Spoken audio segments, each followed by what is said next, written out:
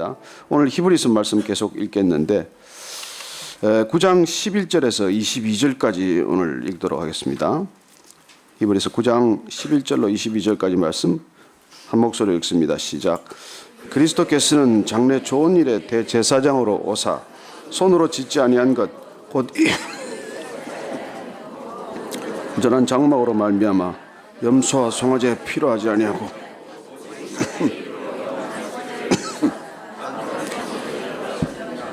염소와 황소의 피와 및 암송아지의 죄를 부정한 자에게 뿌려 그 육체를 정결하게 하여 거룩하게 하거든 하물며 영원하신 성령으로 말미암아 흠없는 자기를 하나님께 드린 그리스도의 피가 어찌 너희 양심을 죽은 행실에서 깨끗하게 하고 살아계신 하나님을 섬기게 하지 못하겠느냐. 이런 말미암아 그는 새 언약의 중보자시니 이는 첫 언약 때에 범한 죄에서 속량하려고 죽으사 부르심을 입은 자로 하여금 영원한 기업의 약속을 얻게 하려 하심이라. 유언은 유언한 자가 죽어야 되나니 유언은 그 사람이 죽은 후에야 유효한즉 유언한 자가 살아있는 동안에는 효력이 없느니라. 이러므로 첫 언약도 피 없이 세운 것이 아니니 모세가 율법대로 모든 계명을 온 백성에게 말한 후에 송아지와 염소의 피 및 물과 붉은 양털과 우슬초를 취하여 그 두루마리와 온 백성에게 뿌리며 이르되 이는 하나님이 너에게 명하신 언약의 피라 하고 또 이와 같이 피를 장막과 섬기는 일에 쓰는 모든 그릇에 뿌렸느니라. 율법을 따라 거의 모든 물건이 피로서 정결을 하게 되나니 피 흘림이 없은즉 사함이 없느니라. 아멘. 이스라엘 백성들이 애굽 땅에서 출애굽을 할 때 하나님께서 완고한 강팍한 바로를 징벌하기 위해서 10가지 재앙을 내릴 때 첫 번째 나일강이 피가 됨으로써 시작이 돼요. 마지막 재앙이 뭡니까? 장자를 다 치는 것이죠. 애굽 땅에 있는 모든 첫 태생, 동물의 첫 태생이건 사람의 장작은 첫 아들을 빼앗아가는 그런 엄청난 사건이 진행이 될 때 이스라엘 백성들에게는 인방 문설주에 양의 피를 바름으로써 그 죽음에서 벗어나게 하셨습니다. 그래서 그 죽음이 유독 그 인방에 바른 피를 보고 죽음이 넘어가 버렸다고 해서 패스오버라고 하지 않습니까? 그래서 6월절이 시작이 된 것이죠. 그렇습니다. 피의 능력에 대해서 우리는 별로 큰 감흥이 없을 수도 있고 반신반의할 수도 있어요. 그 동물의 피를 발라 무엇에 쓰겠느냐고 생각했다면 어쩌면 그 명령에 순종하지 않았던 이스라엘 백성들 가운데서도 장자를 잃은 슬픔을 겪었을 수 있다는 것입니다.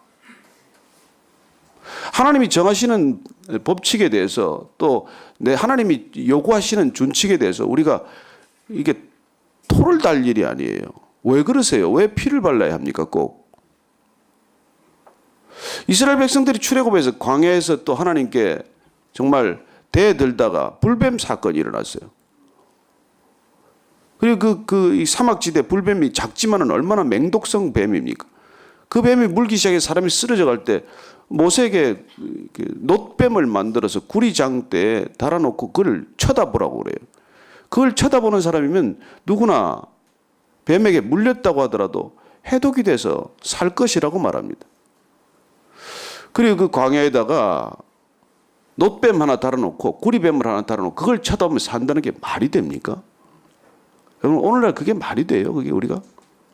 믿으니까 망정이지. 그리고 십자가 달린 예수님을 보면 그 죄사함을 받는다는 게 말이 되냐고요.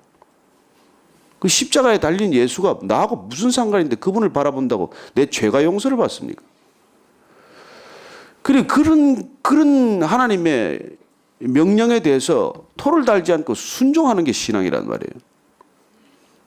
피를 발라라. 피가 그까지 피를 바른다고 무슨 일이 있겠습니까? 그게 아니라 인방에 피를 발랐을 때 죽음이 그걸 넘어갔다는 거예요.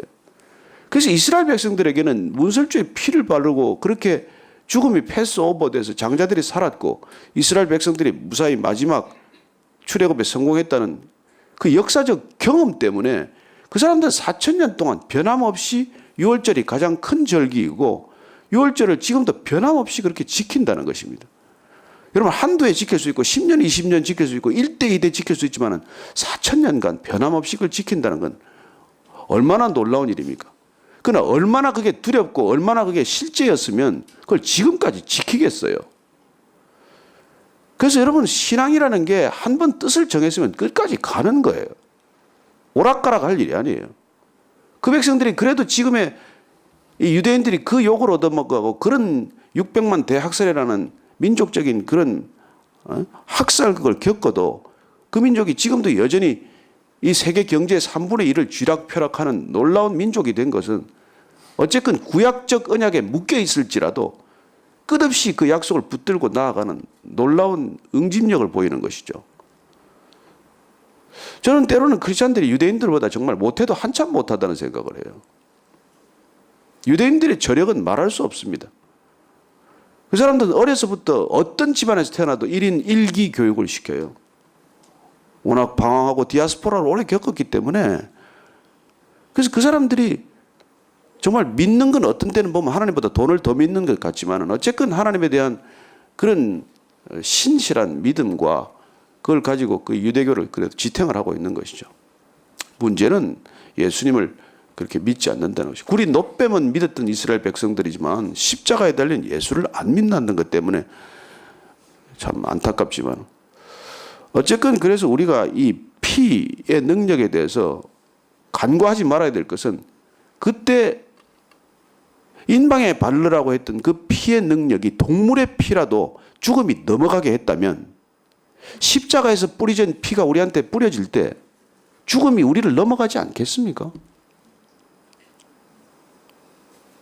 그리고 예수님께서 왜 십자가에서 그 피를 뿌렸어야 구약적 언약이 하나 종지부를 찍고 새 언약으로 넘어가야 하느냐를 오늘 이 본문은 우리에게 말씀해 주고 있는 것입니다. 왜 예수님의 피가 뿌려져야 새로운 언약이 발효하느냐에 대한 얘기를 가르쳐 주고 있는 것이죠. 한번 더 읽어가면서 그럴 내용을 한번 더 상세히 보십시다. 11절 보면 그리스도께서는 장래 좋은 일에 대제사장으로 오사 손으로 짓지 아니한 것 곧 이 창조에 속하지는 더 크고 온전한 장막으로 말미암아 사실 우리가 어제 그 성전 성막의 모형을 보았지만 그 성막을 언제 한번 우리가 또 기회 있으면 상세히 한번 볼 기회가 있을 거예요. 그 자체를 예수 그리스도의 모형으로 보는 것입니다. 그 텐트 자체를. 그 텐트에서 우리가 하나님의 임재를 경험했듯이 그리스도를 통해서 하나님의 임재를 경험하기 때문에 우리가 신학적으로는 어쨌든 그리스도의 모형으로 텐트를 보는 것이죠. 그러나 눈에 보이는 그 형상으로서의 회막, 성막, 장막, 증거막보다는 예수님이 비교할 수 없는 원형이라고 하는 것들을 지금까지 계속해서 이 히브리서 기자는 기록을 하고 있는 것이죠. 그래서 그때는 그런 텐트에 염소와 송아지의 피로 했지만은 이번에는 오직 자기 자신의 피로 영원한 속죄를 이루사 단번에 성소로 들어가셨다. 예수님께서는 그까지 염소와 황소의 피와 암송아지의 피로 또 죄로 이런 걸 부정한 자에게 뿌려 그 육체를 정결하게 해서도 거룩하게 했다고 한다면은 하물며 그까지 동물의 피와 죄로 사람에게 뿌려서 육체를 정결하게 했다면 하물며 영원하신 성령으로 말미암아 흠없는 자기를 하나님께 드린 그리스도의 피가 어찌 우리의 양심을 죽은 행실에서 깨끗하게 하고 살아계신 하나님을 섬기게 하지 못하겠느냐. 여러분 동물 피로 믿음으로 우리의 정결함을 입었다면 어떻게 그리스도의 피로 우리가 깨끗함을 입지 못하겠느냐 하는 질문을 어떻게 생각해요? 그런 반문에 대해서 우리가 어떻게 대답해야 합니까? 저는 우리가 그리스도의 피를 한번 깊이 묵상하게 했으면 좋겠어요. 제가 사실은 패션 오브 크라이스트를 우리가 한 10분이라도 더 보려고 생각을 했는데 그 패션 오브 크라이스트를 보면 어떻습니까? 전 화면이 피예요. 피로 시작해서 피로 끝나는 거예요. 얼마나 두들겨 맞고 얼마나 채찍에 찢기고 끝내 십자가에 못 박힐 때까지 패션 오브 크라이스트는 그냥 피에 얼룩진 영화예요. 누가 그걸 보고 나서 그렇게 얘기를 하더라고요. 사람 몸에 피가 그렇게 많은 줄 몰랐대. 물론 안 믿는 사람이니까 그런 평가 관점에서 봤겠죠. 그러나 예수님이 그 끊임없이 흘리는 피를 보고 무슬림들이 와서 보고 울었어요. 저분은 선지자 맞다고. 그래요. 메시아로는 연결이 안 됐을 망정 그 끔찍하게 맞을 때 온 몸에서 흐르는 피를 보는 것이에요. 피. 왜 그 피를 흘려야 했습니까? 무엇 때문에 그 피를 흘려야 했냐는 것이죠. 오늘 그 피에 대한 분명한 설명을 우리에게 해주고 있는 것입니다. 왜 그렇게 얻어맞고 왜 그렇게 피를 흘려야 된다는 것이죠. 근데 그 피를 우리가 정말 안다면 우리의 양심이 죽은 행실에서 깨끗하게 되고 살아계신 하나님을 섬기게 하지 못하겠느냐. 그 피의 능력을 우리가 믿기만 한다면, 그 피가 어떤 피인지를 우리가 깨닫기만 하고 알기만 한다면 그게 우리를 바꾸는데 그 피의 능력이 그렇게 무기력하겠냐는 것이죠.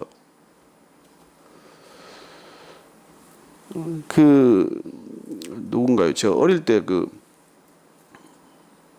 어릴 때 얘기 그만하고. 오늘 15절 말씀 한번 같이 읽으십시다. 시작. 이로 말미암아 그는 새 언약의 중보자시니 이는 주구사 부르심을 입은 자로 하여금 영원한 기업의 약속을 얻게 하려 하심이라. 예수님이 왜 새 언약의 중보자가 되기 위해서 이런 피를 흘렸어야 되느냐에 대한 얘기입니다.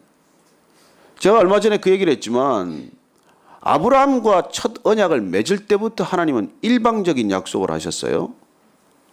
3년 된 암송아지와 암염소와 비둘기, 집비둘기, 산비둘기를 쪼개놓고 그 피 사이를 지나갈 때, 피 흘리는 짐승 사이를 지나갈 때 횃불로 된 하나님께서 먼저 지나가셨고 혼자 지나가셨어요.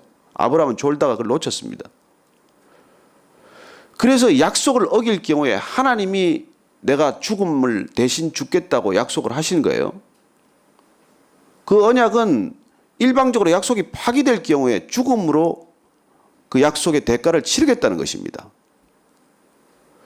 그래서 하나님께서는 처음부터 인간이 지킬 수 없는 약속에 대해서 하나님이 책임을 지기로 결정을 하셨어요. 그렇게 세웠던 언약, 그리고 출애굽 때 이스라엘 백성들이 세웠던 시내산 언약. 시내산 언약은 보면은 출애굽기에 어떻게 언약이 되어 있는지 나와 있습니다. 그럼 출애굽기 24장 한번 잠깐 보십시다. 출애굽기 24장 3절로 4절로 8절까지를 한번 읽어보겠는데 같이 한 목소리 한번 읽어볼까요? 출애굽기 24장 3절부터 8절까지 한번 읽겠습니다. 시작. 모세가 와서 여호와의 모든 말씀과 그의 모든 율례를 백성에게 전하며 그들이 한 소리로 응답하여 이르되 여호와께서 말씀하신 모든 것을 우리가 준행하리이다.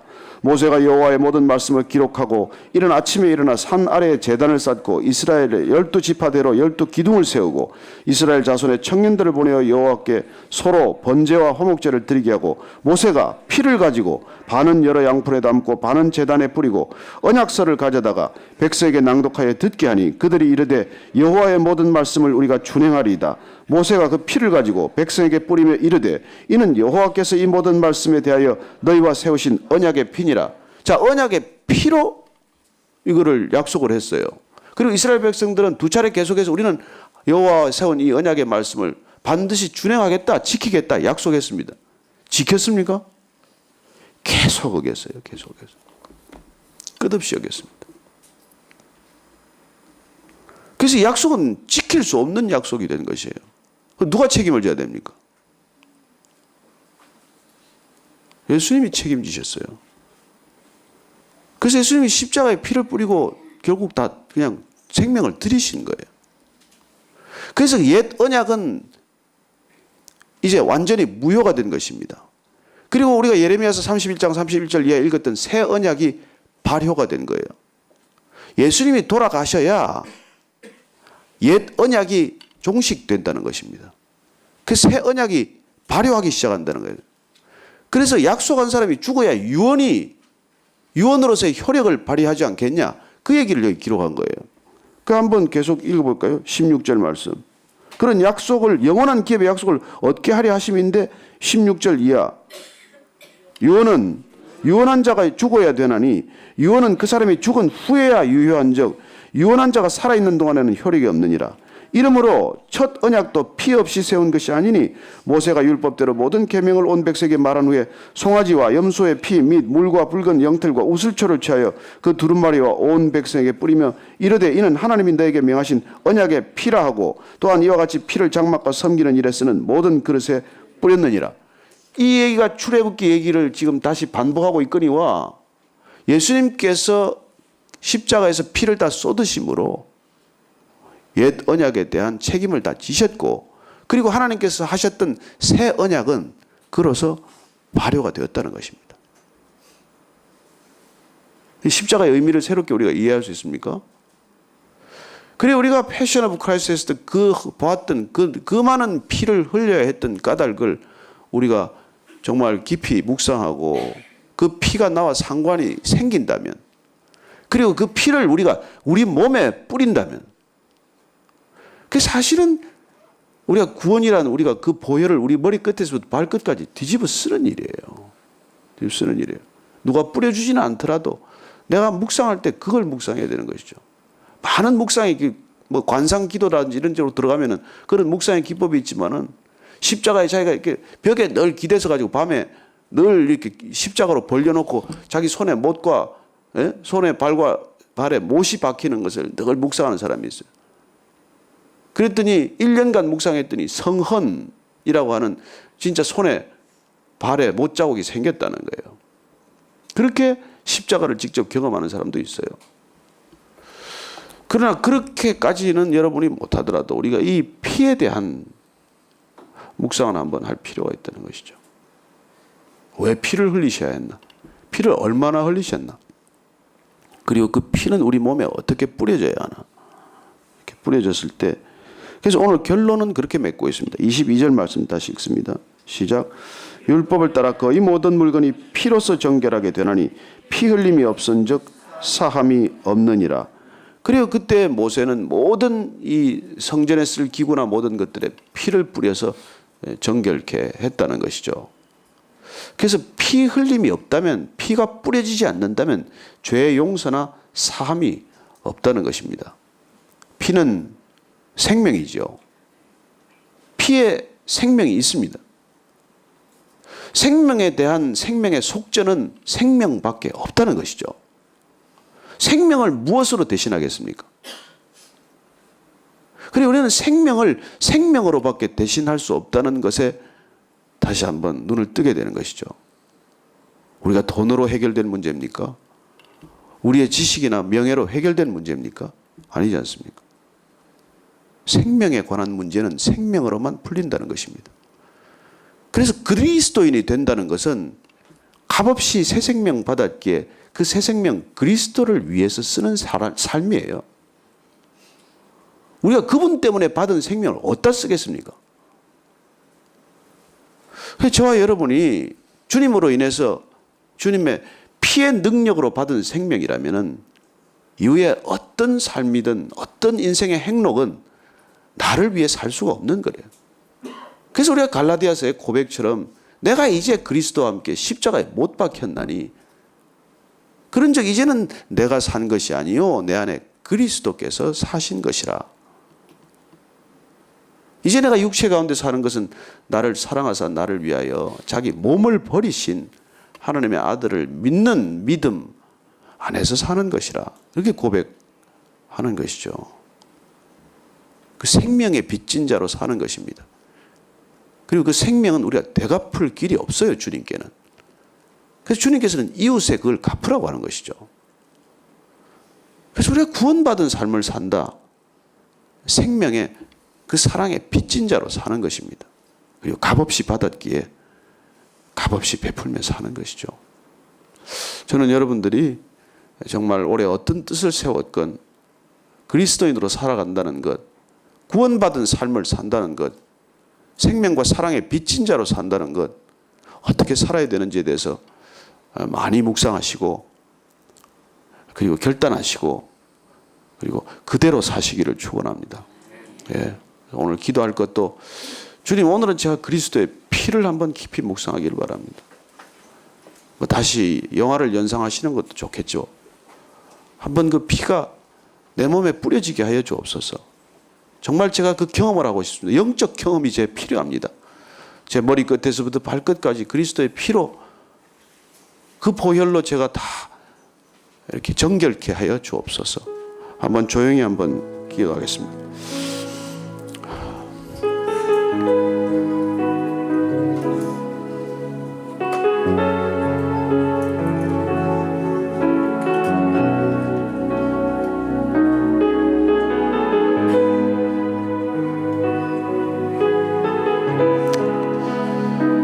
주여, 주님.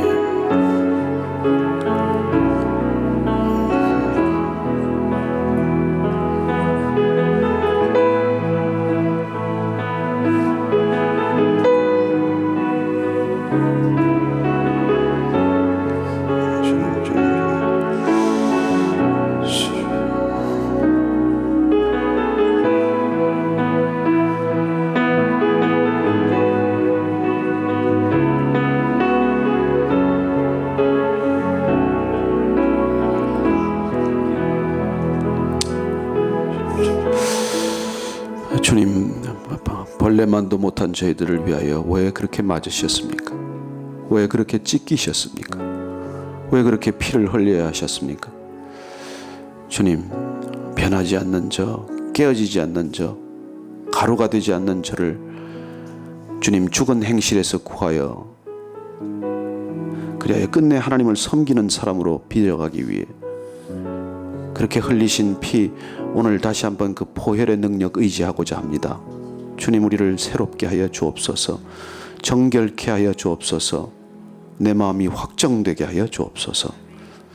이제는 우리 구주 예수 그리스도의 은혜와 하나님 아버지의 크신 사랑과 성령의 기름 부으심이 오늘 그 그리스도의 보혈의 능력만을 의지하여 내 공로나 내 의지나 내 생각과 상관없이 오직 주님 쏟으신 십자가의 피로 머리끝에서부터 발끝까지 우리를 정결케 하시기를 소망하고 믿음으로 고백하는 이 자리에 고개 숙인 베이직 교회 성도들 한 분 한 분의 생애 위에 지금부터 영원까지 함께 하옵시기를 간절히 축원하옵나이다.